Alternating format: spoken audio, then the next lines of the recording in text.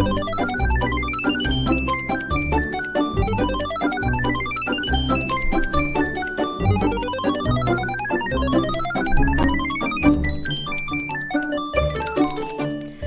back to Radio Taiwan International. You're listening to Geek Out. What's your cup of tea, tickles your fancy, or floats your boat? Join us as we share passions from people in Taiwan and around the world.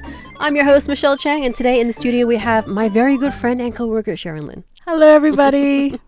What are we geeking out about today? We are geeking out about, so for those of you who don't know, I'll be leaving RTI very soon. Today is actually my final day. It's a weekday we're recording this. Yeah. So I think we're going to geek out about what I've learned from my guests and geeking out about, you know, this whole journey. Especially we came in at the same time. Yes, pretty much. So exactly we're just going to nerd out and talk about some funny things together. So it'll be great. Our experience in this really is kind of an unconventional job, right? You don't normally hear of people's experiences doing radio hosting. Yeah, lots to talk about.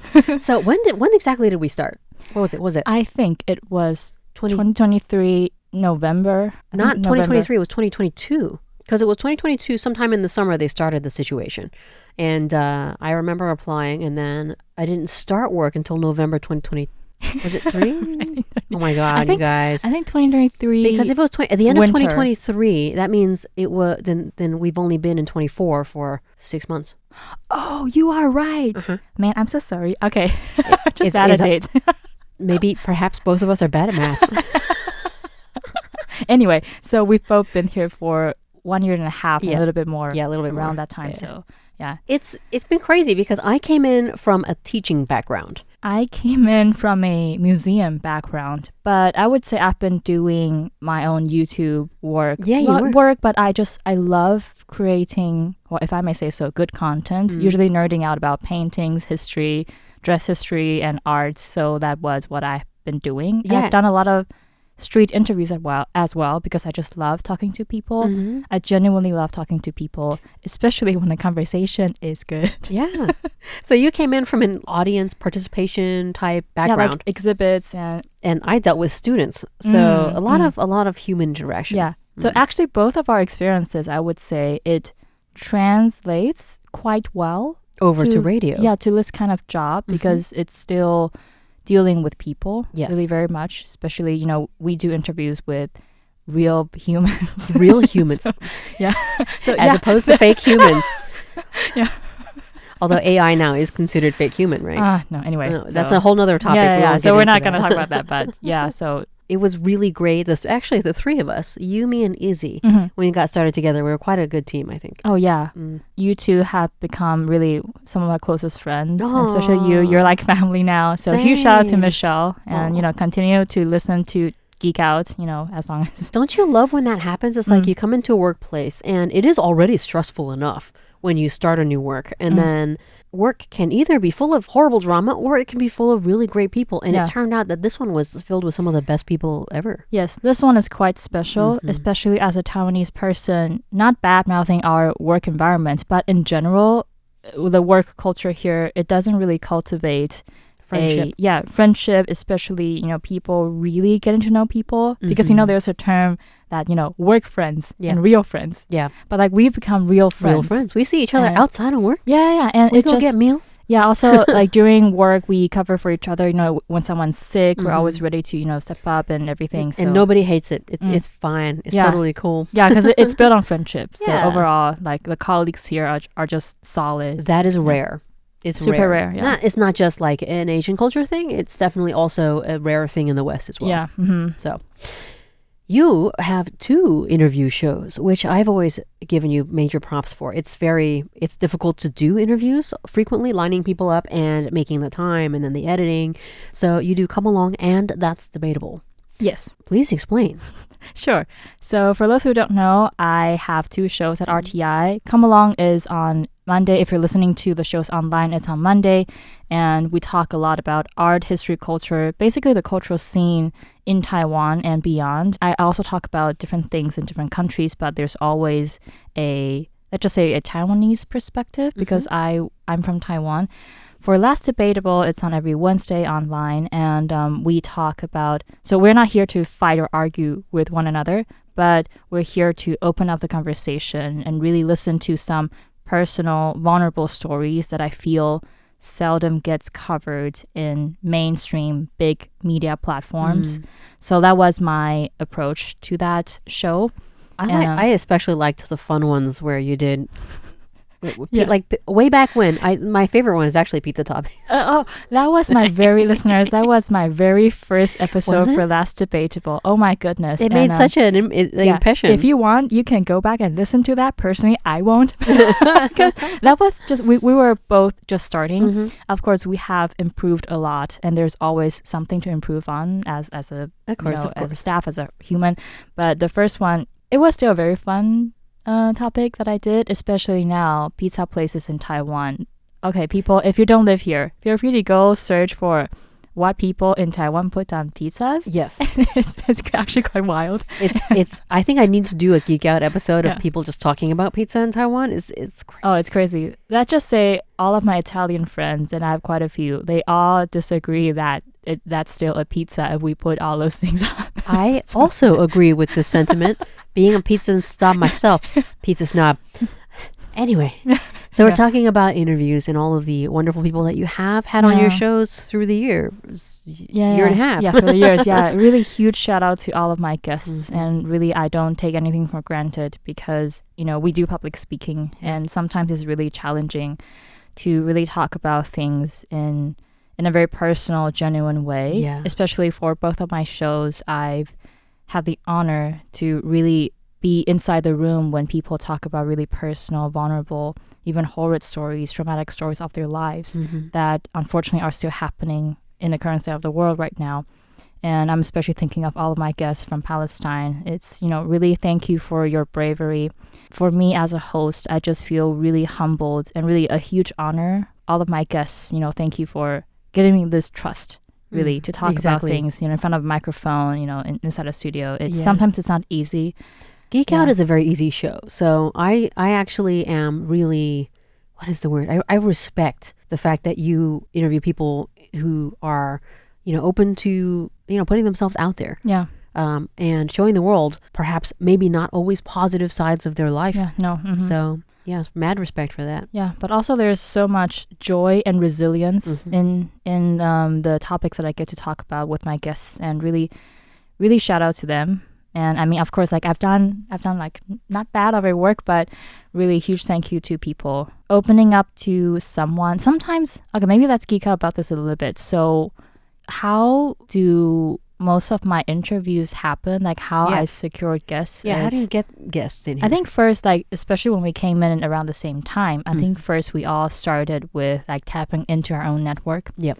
And echoing with what we talk about, I feel like, for example, my previous job, also my studies in English literature and museum, I already know a lot of really cool researchers, professors, just a bunch of nerds Love who, it. yeah, who are really good at what they do. And also they are really open to talk about this with people.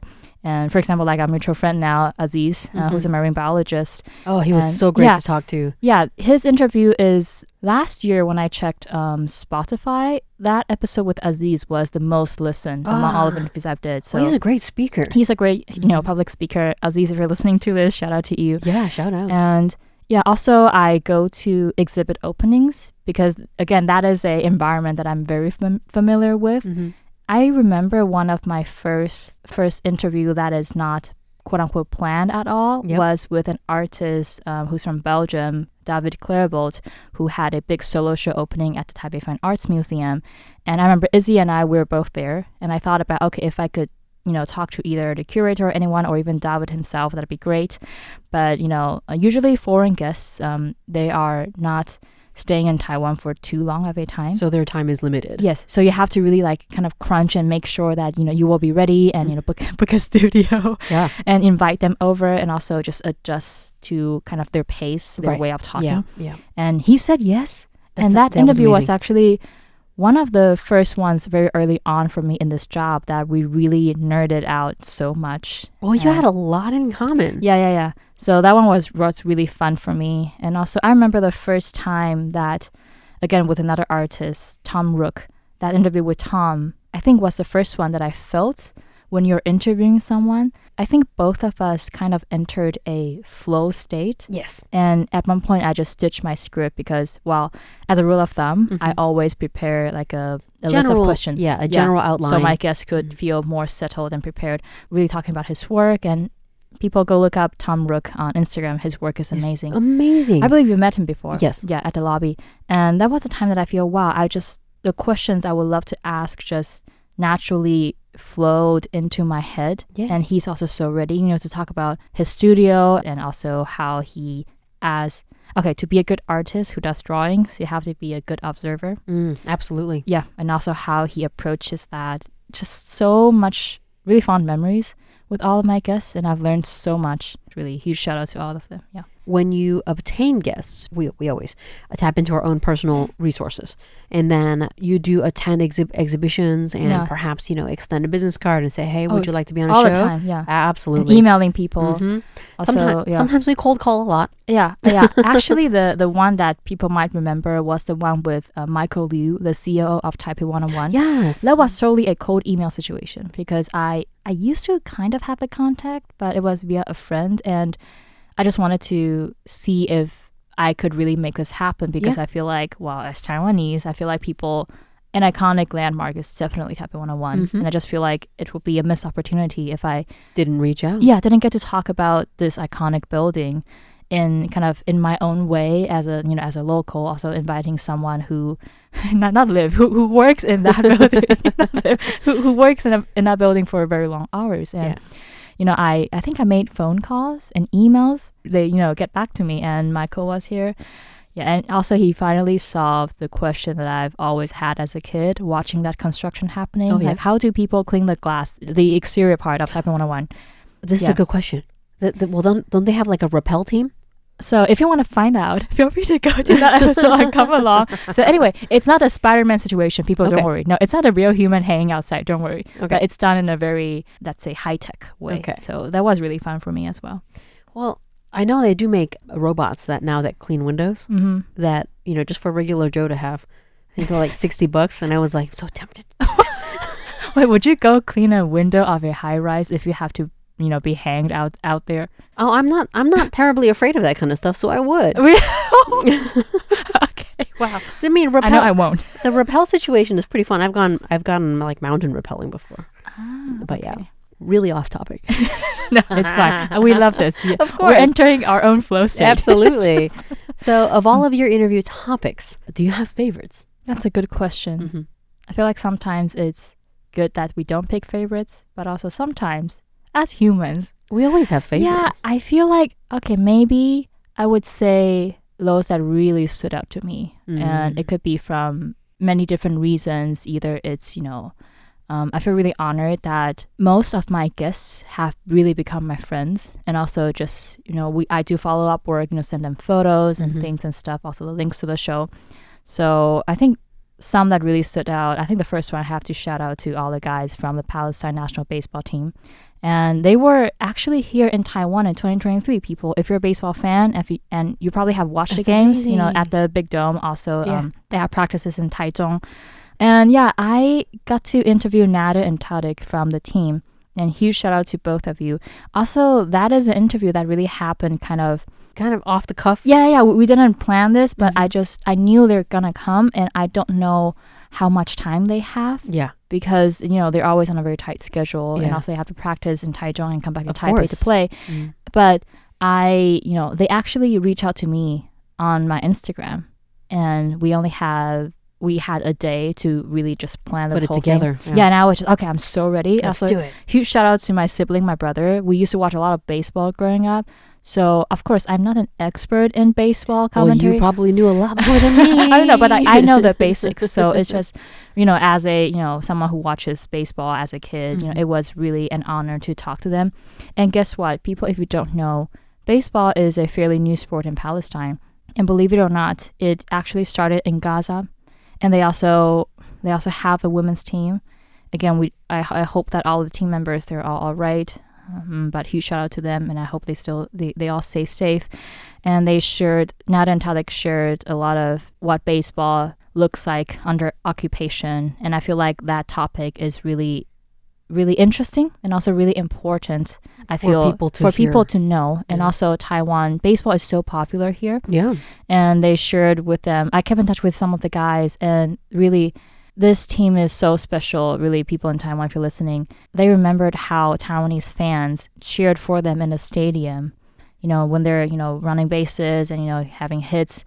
They remember that very fondly in their hearts, and they shared them via messages with me. So really, it's a very special moment. And again, a huge honor for me to kind of really have the chance to invite the guys in and talk to people as wonderful as Nada and Tariq. So huge shout out to them. Sports in general unifies people.